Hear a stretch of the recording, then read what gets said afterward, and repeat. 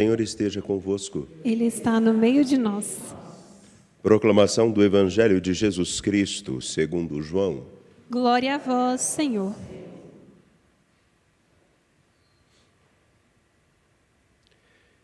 Naquele tempo, Jesus ergueu os olhos para o céu e rezou, dizendo: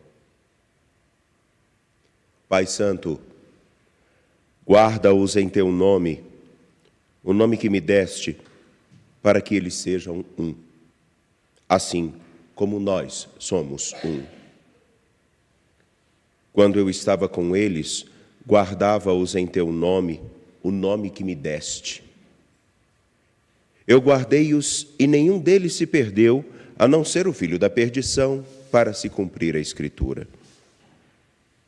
Agora, eu vou para junto de ti, e digo estas coisas, estando ainda no mundo, para que eles tenham em si a minha alegria plenamente realizada. Eu lhes dei a tua palavra, mas o mundo os rejeitou, porque não são do mundo, como eu não sou do mundo. Não te peço que os tires do mundo, mas que os guardes do maligno. Eles não são do mundo, como eu não sou do mundo. Consagra-os na verdade. A tua palavra é verdade. Como tu me enviaste ao mundo, assim também eu os enviei ao mundo. Eu me consagro por eles, a fim de que eles também sejam consagrados na verdade. Palavra da salvação. Por favor, sejam todos bem-vindos, vocês que estão no Santuário Basílica Nossa Senhora da Piedade, você que nos acompanha pela TV Horizonte, pela Rádio América e também pelo nossos canais no YouTube e Instagram, Mãe Piedade. Eles não são do mundo, como eu não sou do mundo. Mas Jesus envia os seus discípulos ao mundo.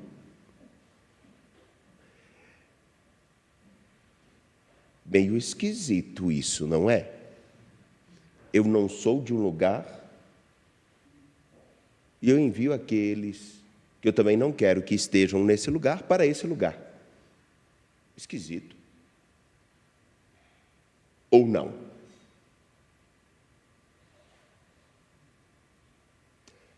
Eis aqui uma riqueza, ao contrário de uma contradição.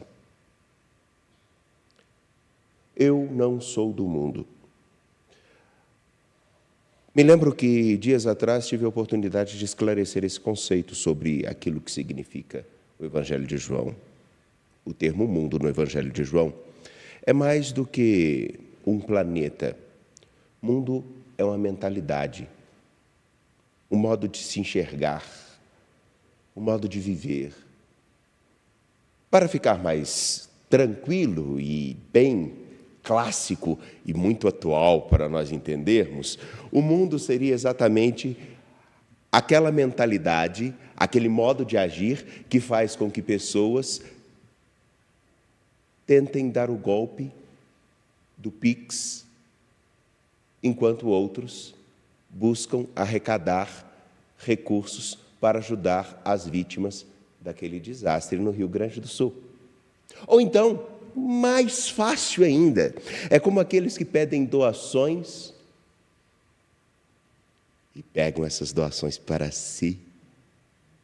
Ou ainda, uma coisa mais simples, são aqueles que usam do desastre para se promover, como acontece com alguns políticos, algumas personalidades públicas. É a mentalidade de ver as outras pessoas meramente como um objeto, ou mesmo olhar o mundo como um lugar, a história, as relações, como um lugar onde nós precisamos e podemos simplesmente nos satisfazer a qualquer custo. Acredito que ficou bem claro o que Jesus quer dizer, mundo. Eu não sou do mundo, porque justamente ao contrário do que nós vemos e ao contrário do que alguns em algumas pregações ou mesmo em algumas mentalidades que estão por aí, Jesus, na riqueza do Evangelho, naquilo que nos é ensinado pela igreja, pela tradição, pela Escritura como um todo, portanto, pela palavra, é completamente o contrário do que nós vemos muitos fazerem. Também ficou mais simples do que isso, só se a água não fosse transparente. Não é verdade? Caríssimos, Jesus faz uma distinção simples. Eu não sou do mundo porque eu não sigo e eu não vivo essa lógica. A lógica do Filho de Deus é da total entrega para a vontade do Pai, a fim de que todos sejam plenamente enriquecidos de sua graça. Portanto, vivam plenamente cada minuto. E viver plenamente cada minuto significa deixar que em si a vontade do Pai também se realize. Eu não vim fazer a minha vontade, mas a vontade daquele que me enviou. E aquele que me enviou deseja que ninguém se perca. No entanto, que é isso que Jesus vai dizer aqui.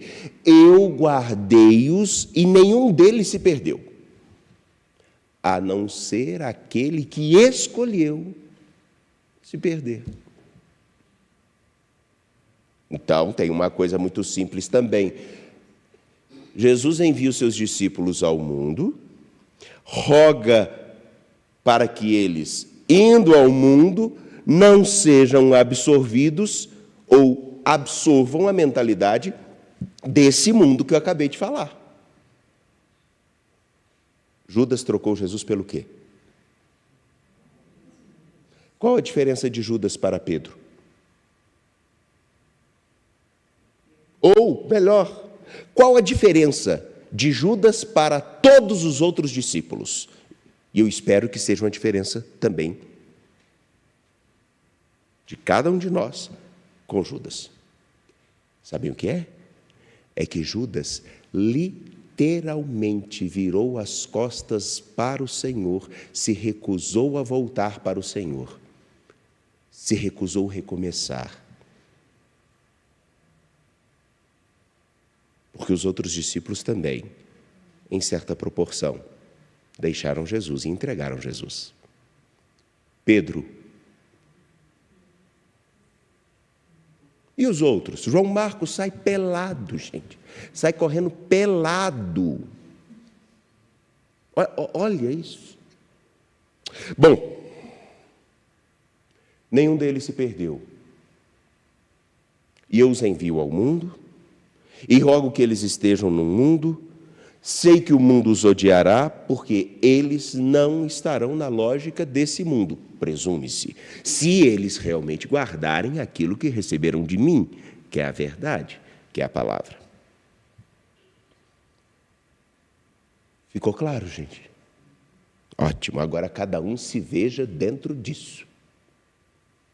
Eu, diante da mentalidade do mundo e diante de nosso Senhor Jesus Cristo, a quem eu estou seguindo e o que eu estou fazendo com isso que eu recebi chamado vida.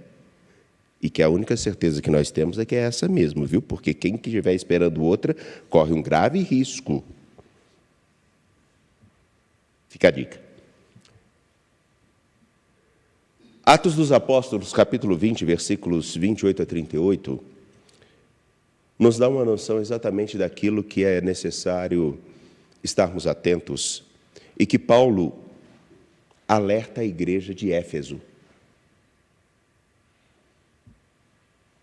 Paulo convive com estes irmãos, funda a comunidade, dá-lhes o evangelho, dá-lhes a tradição e, vivendo com eles, os ensina a riqueza de seguir Jesus Cristo. Porém, ele mesmo vai dizer, fiquem atentos, porque entre vocês mesmos, entre vocês, não será de fora não, entre vocês, vão começar a surgir aqueles que vão ensinar coisas estranhas e que vão tentar inventar a roda. Conhece gente que tenta inventar a roda? Como se fosse a coisa mais nova do mundo. Pois é, isso acontece na igreja. Talvez nós sejamos essas pessoas. E sabem o porquê? Porque nós não buscamos concretamente e com seriedade conhecer a fé, a Jesus Cristo. No entanto, que qualquer vento de palavra que seja aparentemente acalentadora nos leva para alguns lugares por aí. E não é de fora, é de dentro. É de dentro que todas as grandes contendas entre os discípulos de Jesus ao longo de todos os séculos aconteceram. No início da igreja, Marcião, Ário,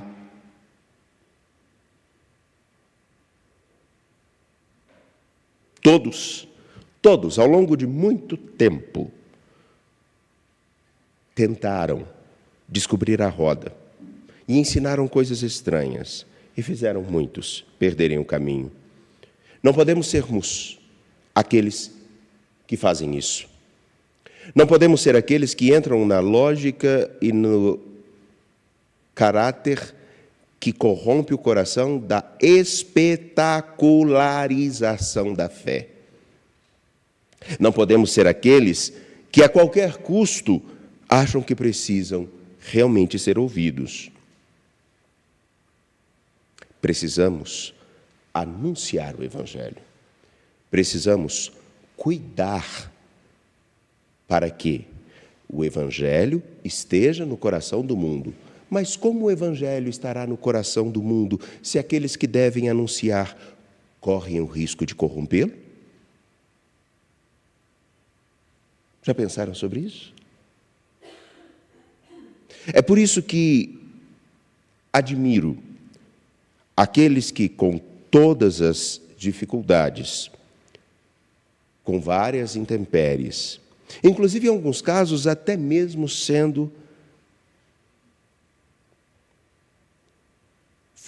sofrendo melhor com algumas aversões, se dedicaram e se dedicam a anunciar o Evangelho, a guardar o Evangelho. Exemplo, temos aqui, Comunidade Canção Nova, temos ainda aqueles que, no norte e sul do país, mais especialmente no norte, nenhum de nós que estamos aqui no sul, no sudeste, temos a noção do que seja uma comunidade onde, uma vez por ano, e olhe lá, uma vez por ano, e olhe lá, entre aqueles que cultivam o açaí, que tanta gente gosta, e não estão dispostos a pagar o preço quando ele sobe, aqueles homens e mulheres, porque também existem irmãs, que na região norte do nosso país atravessam 6 meses, 1 ano, para conseguir visitar uma comunidade de pessoas que cultivam açaí e que guardam a fé e a esperança. Que só tem o rio, o barco e, de vez em quando, um encontro. Nós não sabemos o que seja, literalmente, se propor a guardar a fé quando, antes de satisfazer algumas vontades das nossas belas e santas senhoras, que se preocupam com as perucas de Nossa Senhora e não têm o mínimo de compaixão com aqueles que se sentam nos bancos e só querem rezar. O que eu estou dizendo aqui é literalmente isso. Corremos o risco de trocar o Evangelho por coisas que estão ao redor dele. Não que elas não sejam importantes, percebem o que eu quero dizer? Eu não estou querendo dizer que essas coisas não são importantes. Mas de que adianta uma peruca se eu não tenho uma pessoa?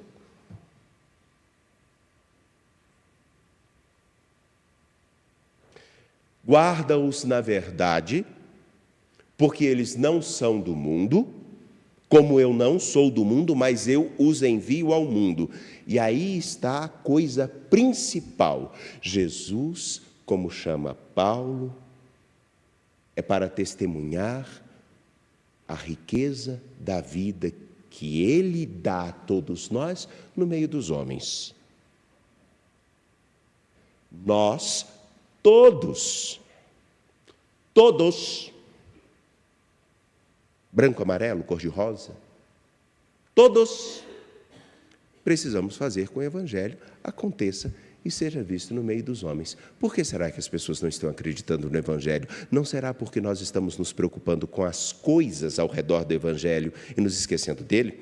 Será que nós realmente temos um afinco de viver como comunidade cristã, como discípulos de Jesus Cristo, ao tal ponto de guardar-nos e não deixar com que as nossas picuinhas, bestas, destruam a nossa capacidade de anunciar o Evangelho simplesmente pelas nossas vaidades, prepotências e por outras tantas coisas que são características exatamente daquilo que o mundo, em São João, significa. Estamos hoje na semana aonde a Ascensão nos preparou para aquilo que virá no próximo domingo. O Espírito será dado à igreja. Nós recebemos esse Espírito. É necessário que nós deixemos com que Ele nos conduza. Ah, padre, mas como eu vou saber que eu estou sendo conduzido pelo Espírito? Gente, é só lembrar do período da Páscoa. Quem acompanhou a liturgia e quem reza a liturgia, ou então quem tem contato com a Sagrada Escritura, eu vou dar literalmente aquilo que o próprio São João do Evangelho de hoje nos disse. Permanecer em Jesus Cristo. Como é que eu sei que eu permaneço em Jesus Cristo? Se eu estou vivendo segundo o Espírito. Como eu sei que eu estou vivendo segundo o Espírito? Se eu guardo os mandamentos. Como eu sei se eu guardo os mandamentos? Quando eu estou amando o meu irmão. Como é que eu sei que eu estou amando o meu irmão? Quando eu estou buscando amar do jeito que Jesus ama. E como é que Jesus ama? Pensa na pior coisa que você tem. Pensa na pior coisa que você faz. Pensa na pior coisa que você pensa. E todo mundo tem isso. Ele te ama apesar disso. E você? Aos outros.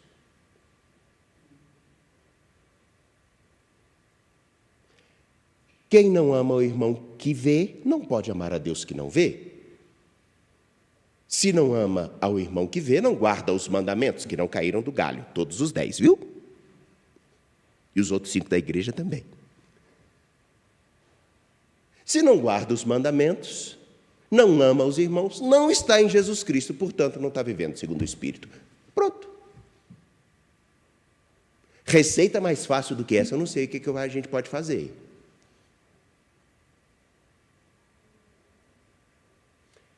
Não é à toa que Paulo vai dizer, nosso maior problema e o maior risco não são aqueles que estão fora, que não conhecem o Evangelho, somos nós.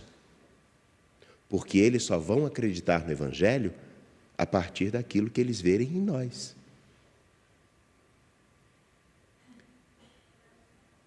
Você é um sinaleiro do Evangelho? Ou é só mais uma placa no meio do mundo?